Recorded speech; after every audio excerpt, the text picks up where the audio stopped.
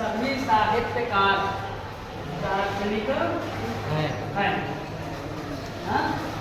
ये आपका कहा जाए कि यदि सभी साहित्यकार दार्शनिक हैं, इसको बता दिया गया कि यह तर्कवाक्य यदि आपका सत्य है, ठीक। तो अब आपसे प्रश्न कर रहा है कि निम्नलिखित तर्कवाक्यों के बारे में अनुमान करिए। क्या करिए? निम्नलिखित तर्कवाक्यों के बारे में अनुमान करना। क्या करना है? अनुमान करना है। अब अनुमान किन के बारे में करना है? जैसे अभी कहते सभी अदार्शनिक साहित्यकार है। दूसरा प्रश्न मान लीजिए पूछ लिया आपसे, कुछ साहित्यकार अदार्शनिक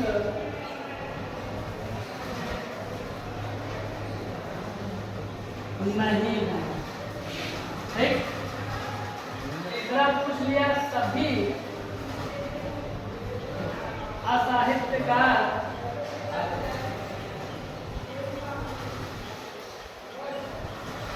अदार्शनिक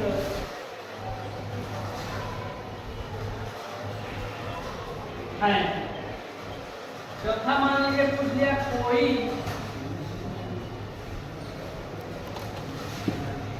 अदार्शनिक असाहित्यकार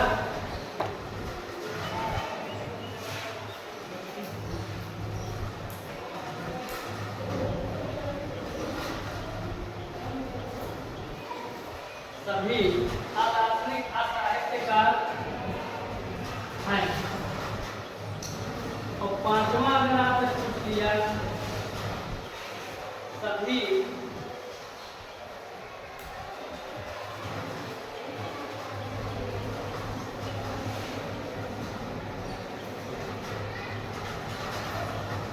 कोई अदार्शनिक साहित्यकार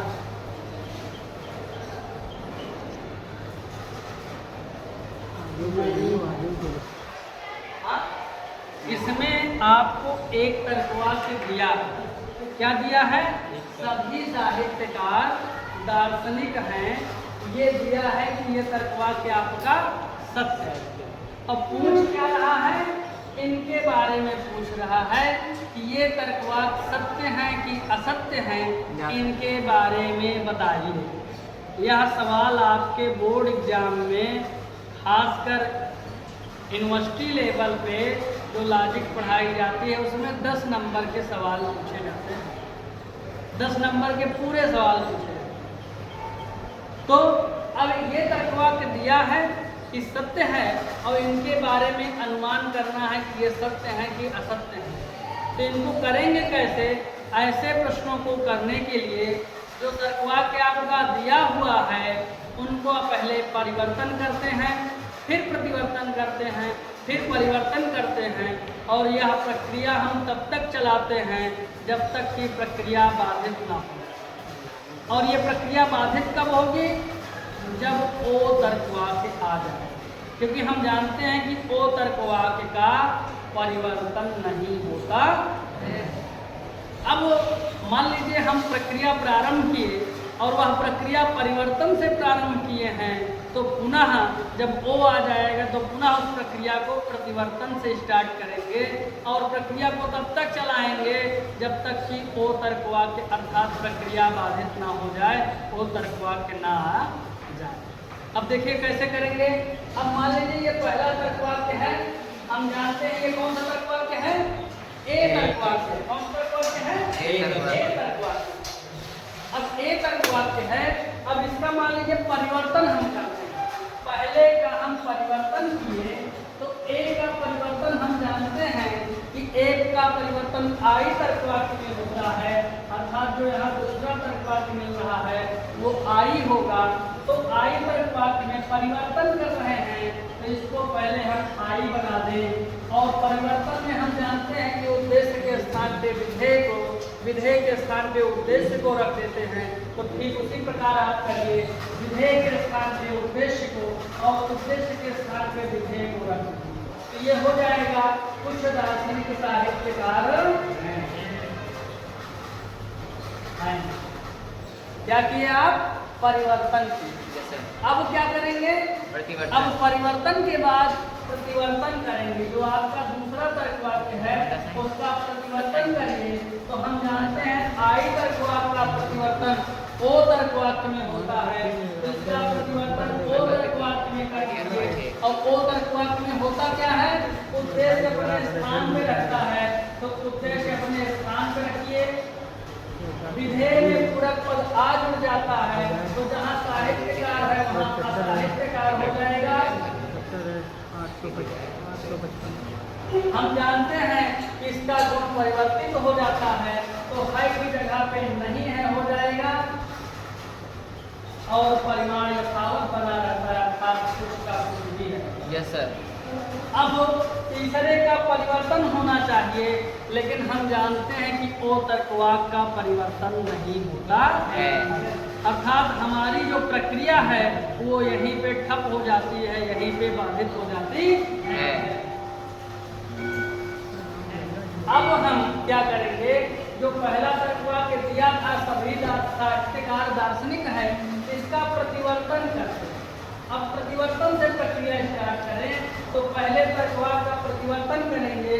तो यहाँ पे 4 नंबर में प्राप्त हो जाएगा ए तर्कवाक्य है और ए तर्कवाक्य का प्रतिवर्तन ई तर्कवाक्य में होता है।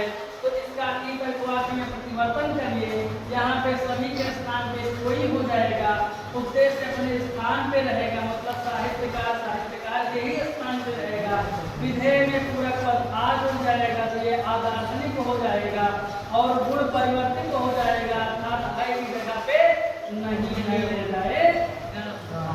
ठीक, अब फिर क्या करना है, दूसरे का परिवर्तन कर दीजिए। तो ई का परिवर्तन हम जानते हैं ई में ही होता है, तो इसका परिवर्तन करिए। तो यहाँ 5 नंबर में ई में इसका परिवर्तन हो जाएगा, अर्थात परिमाण यथावत बना रहेगा। उद्देश्य के स्थान पे विधेय आ जाएगा, मतलब साहित्यकार के स्थान पे अदार्शनिक उठेगा और अदार्शनिक के स्थान पे साहित्यकार हो जाएगा तथा गुण यथावत बना रहेगा, अर्थात नहीं है के स्थान पे नहीं है ये हो जाएगा। तीसरा क्या करेंगे, अब हम क्या करेंगे, फिर 5 नंबर का प्रतिवर्तन कर देंगे। तो प्रतिवर्तन करिए, यह हुआ तर्कवाक्य आपका ई है, ई का प्रतिवर्तन ए में होता है। ये 6 नंबर में आ जाएगा। सभी प्रतिवर्तन कर रहे हैं, मतलब उद्देश्य अपने स्थान पे ही रहेगा। विधेय में पूरक पद आ जुड़ जाएगा तथा गुण परिवर्तित हो जाएगा। अब क्या करना है, इसका हमें परिवर्तन कर देना है। तो ए का परिवर्तन किसमें होता है, आई में होता है।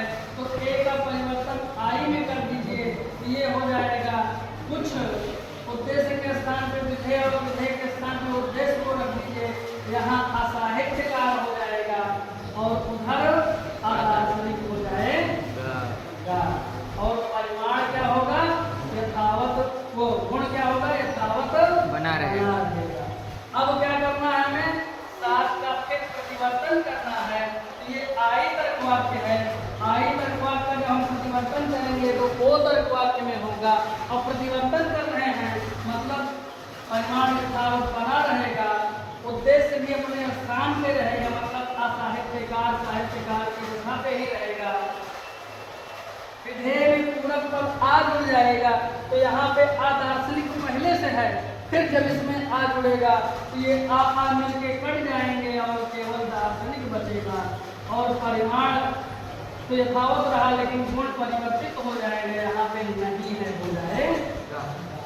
अब हमें 8 नंबर का परिवर्तन करना चाहिए, लेकिन ओ तर्कवाक्य आ गया है और ओ तर्कवाक्य का परिवर्तन नहीं होता है, अर्थात यहीं पे हमारी प्रक्रिया बाधित हो जाएगी, बाधित हो जाएगी। तो ये तो आप निगमित कर लिए, और ये जितने तर्कवाक्य आप निगमित किए हैं, यदि दिया हुआ तर्कवाक्य सत्य होगा तो निगमित तर्कवाक्य सत्य होगा, और यदि दिया हुआ तर्कवाक्य असत्य होगा तो निगमित सारे तर्कवाक्य असत्य होंगे। तो ये सभी भी क्या हो जाएंगे? सत्य हो जाएंगे। ठीक। अब आपको जो तर्कवाक्य आपसे पूछ रहा है उसके बारे में बताना है कि वह सत्य है कि असत्य है कि अनिश्चित है, क्या है ना। तो अब क्या करना है, देखिए इसका उद्देश्य अदार्शनिक और विधेय साहित्यकार है। अब हमें देखना ये है कि जो निगमित तर्कवाक्य हैं उनमें उद्देश्य और विधेय और इनके उद्देश्य और विधेय क्या मेल खा रहे हैं। ये अदार्शनिक और साहित्यकार है और यहाँ पे अदार्शनिक साहित्यकार है। दिया हुआ तर्कवाक्य ई है और पूछा हुआ तर्कवाक्य ए है। अगर ए में विपरीत संबंध होता है, विपरीत संबंध का सत्यता मूल्य जब हम पढ़ रहे थे तो हमने बताया था यदि प्रथम तर्कवाक्य सत्य होता है तो द्वितीय तर्कवाक्य असत्य हो जाता है, लेकिन यदि प्रथम तर्कवाक्य असत्य है तो द्वितीय तर्कवाक्य अनिश्चित हो जाता है ना। तो ये इसका सत्यता मूल्य है। ठीक, तो अनिश्चित हो गया। अब देखिए साहित्यकार और अदार्शनिक कहीं मिल रहा है, तो साहित्यकार और अदार्शनिक ये है और ये ई तर्कवाक्य है और दिया हुआ तर्कवाक्य ओ है। तो अगर ई तर्कवाक्य सत्य होगा तो ओ तर्कवाक्य भी सत्य होगा, क्योंकि इसमें उपाश्रयण संबंध होता है और उपाश्रयण संबंध के सत्यता मूल्य में हमने बताया था कि उपाश्रय के सत्य होने पे उपाश्रित भी सत्य होगा। अर्थात यदि ई प्रपोजिशन आपका ट्रू है तो ओ प्रपोजिशन भी ट्रू होगा, सत्य होगा। अब देखिए असाहित्यकार अदार्शनिक, असाहित्यकार अदार्शनिक, तो असाहित्यकार और अदार्शनिक ये है। पूछा गया तर्कवाक्य आपका ए है और दिया हुआ तर्कवाक्य आपका आई है। आई तर्कवाक्य अगर सत्य हो तो ए तर्कवाक्य क्या होगा, तो आई तर्कवाक्य सत्य हो तो ए तर्कवाक्य अनिश्चित हो जाएगा, क्योंकि इसमें उपाश्रयण संबंध होता है। क्या होता है? उपाश्रयण संबंध होता है। उसी प्रकार से अदार्शनिक और असाहित्यकार, तो अब देखिए अदार्शनिक और असाहित्यकार ये, तो ये सेम प्रोपोजिशन आपका मिल गया अदार्शनिक असाहित्यकार। यहाँ भी अदार्शनिक असाहित्यकार है, अर्थात ये ट्रू हो जाएगा। इसी प्रकार से अब अदार्शनिक और साहित्यकार, अदार्शनिक और साहित्यकार ये है और ये एक तर्कवाक्य है, वो भी तर्कवाक्य है, ये भी तर्कवाक्य है, अर्थात ये भी सत्य हो जाएगा। तो इस प्रकार से दिए हुए तर्कवाक्य के सत्यता और असत्यता के आधार पर पूछे गए तर्कवाक्यों की सत्यता और असत्यता को हम निकालेंगे। तो यहाँ तक किसी को कोई समस्या? हाँ, कोई समस्या? हिमांशु? ठीक, तो आज के लिए हम लोग इतना ही पढ़ेंगे। ठीक।